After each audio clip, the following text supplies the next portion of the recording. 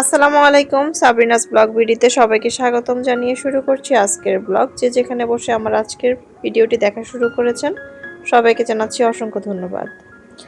আজকে আমি আপনাদের সাথে খুব সাধারণ একটি রেসিপি নিয়ে হাজির হলাম। গরুর মাংস আর বুটের ডাল দিয়ে অসাধারণ শামি কাবাব তৈরি করার রেসিপি সহজভাবে দেখাবো। তো কাবাবটি তৈরি করার জন্য আমি গরুর মাংস নিয়ে নিয়েছি, আর নিয়েছি বুটের ডাল, পেঁয়াজ কুচি, আদা বাটা, রসুন বাটা, নিয়ে নিয়েছি কাঁচা মরিচ। এখন সবগুলোকে মিক্স করে আমি প্রেসার কুকারে বসিয়ে দিব। এগুলো ভালোভাবে সিদ্ধ হয়ে যেতে হবে।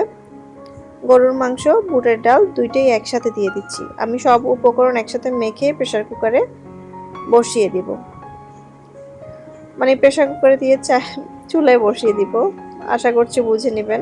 সেই সাথে দিয়ে দিচ্ছি লবণ, হলুদের গুঁড়া, মরিচের গুঁড়া, ধনিয়া জিরার গুঁড়া, দিয়ে দিচ্ছি ঘরে তৈরি করে রাখা স্পেশাল গরম মশলা গুঁড়া।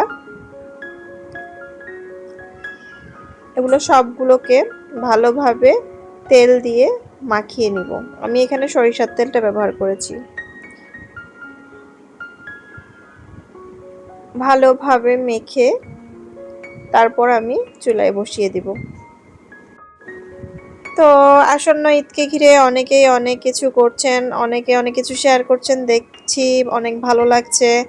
অনেক আইটেম আসলে আপনাদের সাথে শেয়ার করার ছিল, কিন্তু সময়ের অভাবে শেয়ার করতে পারিনি। তো সবার ঈদ অনেক ভালোভাবে কাটুক সেই কামনা করছি।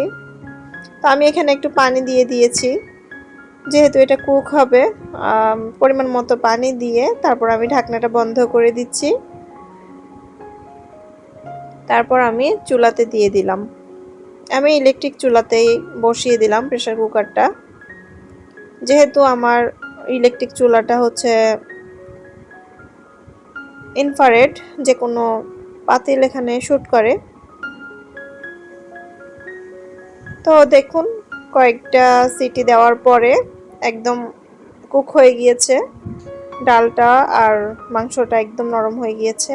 তো এই পর্যায়ে আমি পাতিল থেকে, মানে প্রেসার কুকার থেকে একটা বাটিতে নিয়ে নিলাম। এক্ষেত্রে লবণটা একটু চেক করে নেবেন। লবণ যদি কম হয়ে থাকে সেক্ষেত্রে একটু লবণ দিয়ে দিবেন, আর বেশি হয়ে থাকলে পেঁয়াজ বা টমেটো কিছু একটা মিক্স করে সাথে দিয়ে দিবেন, যাতে করে লবণটা ঠিক হয়ে যায় আবার। তা আমি এবার একটা ব্লেন্ডার জারে নিয়ে নিব। ব্লেন্ডার জারে নিয়ে এগুলোকে ব্লেন্ড করে নিতে হবে।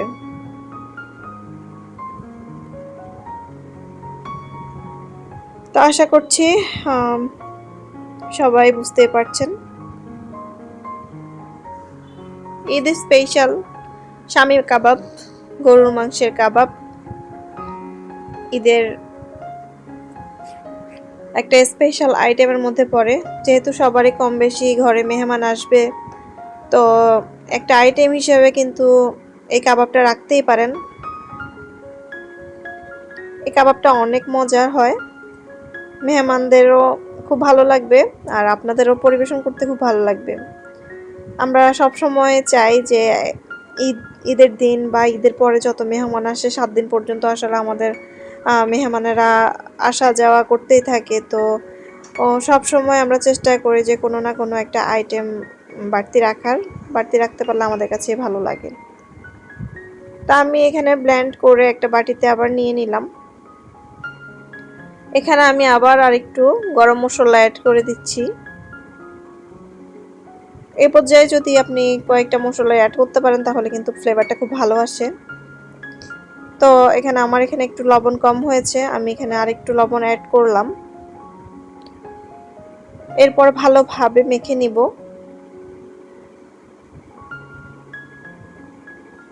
আর এখানে একটা ডিম অ্যাড করব। ডিমটা দিয়ে ভালোভাবে কিন্তু মেখে নিতে হবে।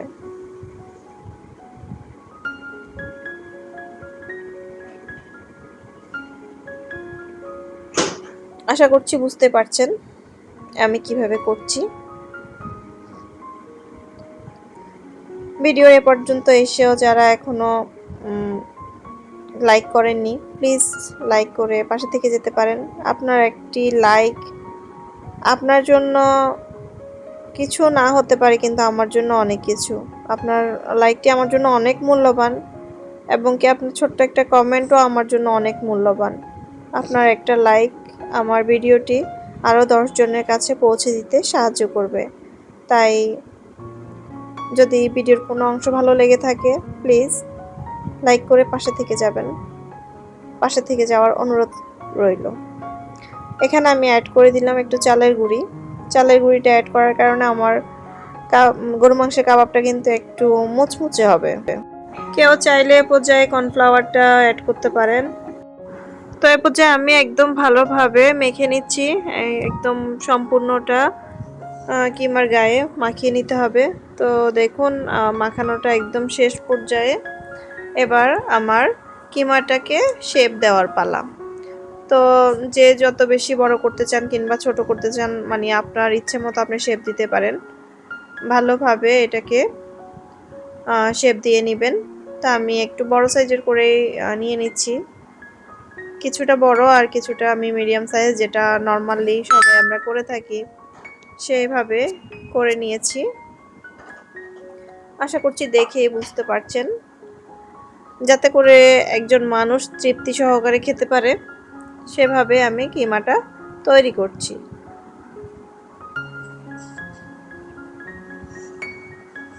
আর মাত্র একদিন বাকি, একটা রমজান পার হলেই ঈদের আনন্দে মুখরিত হয়ে যাবে প্রত্যেকটা পরিবার। যে যেখানে আছেন সবার জন্য শুভকামনা রইল। দূরে কাছে সবারই যেন ঈদটা ভালো কাটে। তো আমার বেশিরভাগ সময় কিন্তু অনেক ভিডিও আমি আগেই শ্যুট করে থাকি আর সেগুলো পরে দেওয়া হয়। আজকেও এর ব্যতিক্রম কিছুই নয়। ভিডিওটা আমার আরও আগের, মানে আমার হাজব্যান্ড আসারও আগের। তখন যে মেহেদি পরেছিলাম সেই মেহেদি, এখনও কিন্তু ঈদের সময় আমি মেহেদি পরিনি। তো অনেকেই ভাবতে পারেন সামনে ঈদ আসছে বলে আমি মেহেদি পরেছি, তা আমি কিন্তু মেহেদি এখনও লাগাইনি। তো ভিডিওটা অনেক আগের হওয়াতে কিছুটা অংশ লাস্টের দিকে আমার স্কিপ হয়ে যায়, তো ক্ষমা সুন্দর দৃষ্টিতে দেখবেন। আর আমি কিভাবে সংরক্ষণ করেছি এবং কি দীর্ঘদিন খেয়েছি সেটা কিন্তু দেখাবো একই ভিডিওতে। কেউ স্কিপ করে দেখবেন না, তাহলে কিন্তু স্টেপ বাই স্টেপ আপনারা ফলো করতে পারবেন না।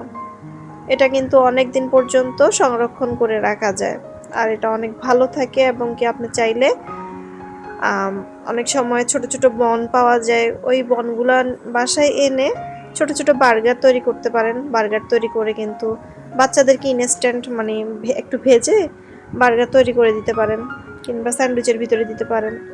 মানে এটাকে অনেকভাবে কিন্তু খাওয়া যায়। আমার মতে, আমার কাছে অনেক ভালো লাগছে। আমি তো খেয়ে তারপরে রিভিউ দিচ্ছি, তো আমার কাছে অনেক ভালো লাগছে। আমার প্রত্যেকটা কিমা কিন্তু শেপ দেওয়া শেষ। এভাবে আমি রেডি করে নিয়েছি। আশা করছি আপনাদের কাছে ভালো লাগবে আজকের রেসিপিটি। তো অনেকেই আসলে ব্যস্ত হয়ে গিয়েছেন আসন্ন ঈদকে ঘিরে। কার কাছে কখন আমার এই ভিডিওটি পৌঁছাবে আমি জানি না, অনেক আগে শেয়ার করলে ভালো হতো। যদি সময় পান অবশ্যই একটু দেখে দিবেন। তো এই পর্যায়ে দেখে নিন আমি কিভাবে সংরক্ষণ করছি। আমি একটা এয়ারটাইট বক্স নিয়েছি, আর এটাতে আমি একটা একটা করে রেখে দিব। তারপর আমি উপরে আবার একটা পলিথিন কেটে সমান করে বিছিয়ে নিব, আবার উপর দিয়ে রেখে দিব। দেখতে থাকুন আমি কিভাবে সংরক্ষণ করলাম। এভাবে রাখলে অনেক দিন পর্যন্ত ভালো থাকে, আর একটার সাথে একটা লেগে যায় না। আমি এখানে ইনটেক একটা পলিথিন নিছি, তা আবার উপর দিয়ে রেখে দিচ্ছি। এভাবে করলে কি হয়, একটার সাথে একটা লেগে যায় না, একটা বক্সে অনেকগুলো কিমা কিন্তু রাখা যায়।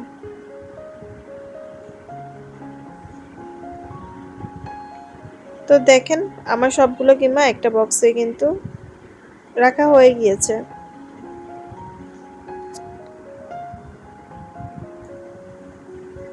দেখতেই পাচ্ছেন।